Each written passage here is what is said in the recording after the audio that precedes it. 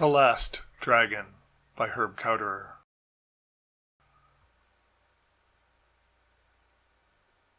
The hunters pay no attention to the final truth, but the last dragon knows that she is the last dragon. Through decades she has run from the chase, hidden in stealthy caves, hibernated in her own filth, in hopes her race would become re-energized.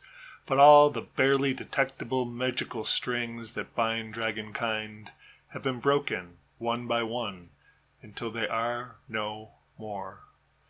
This is a kind of freedom she never sought.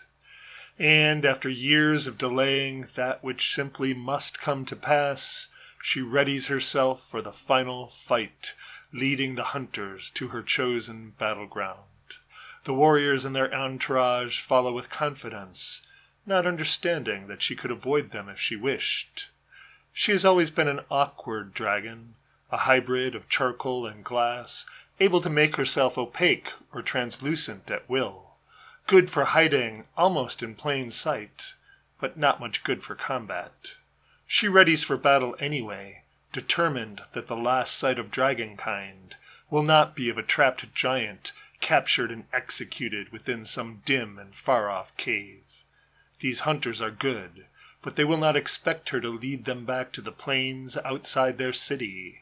She takes them to this place they least expect, and in the midday sun she flies high into the sky and makes herself opaque, casting a huge dark shadow onto a troop of the finest human hunters ever gathered to one purpose.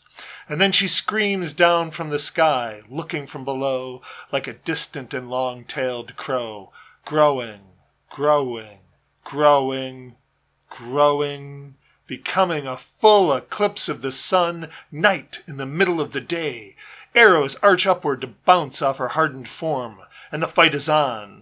Her power dive turns into a charge that bowls through the mounted hunters, knocking them to the ground. She charges into a line of heroes with locked shields, knocking them askew, but not before one lands a smashing blow with a mace to her right wing.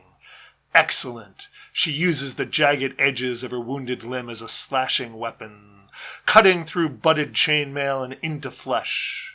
A Norseman gives a berserker scream and charges her, and the swing of her sharp-edged wing cuts his head clean off, but not before his great axe chips off another piece of her. Yes, these men are worthy opponents who will not seek to capture her. Her death is the quarry for both sides, and she hunts it with a vengeance for her lost race, hunts it with her own brittle flesh, hunts it with hunger to take as many of them with her as possible. She becomes transparent to confuse the warriors and to slow their blocks of her attacks. A lucky swing of another mace breaks off more of her wing. Her head dodges and weaves on her long, clear neck, darting in to bite off the sword arm of one of the leaders. She kicks behind her at the warriors who attack her from the rear. As the fight rages on, she thrashes and spins, kicks, bites, slashes, and slowly but surely dwindles as pieces of her are chipped, shattered, and broken away. After her wings are no more than stubs, and her clawed feet are missing, she reverts to serpentine warfare, slithering and attacking with teeth and tail, seeking no escape, and leaving no avenue of retreat to her foes. By now, more than half of the warriors are dead or crippled, but they fight on. They are the best of the best, and she is happy they are relentless. Her story must end today. On this battlefield, the age of dragons will be no more.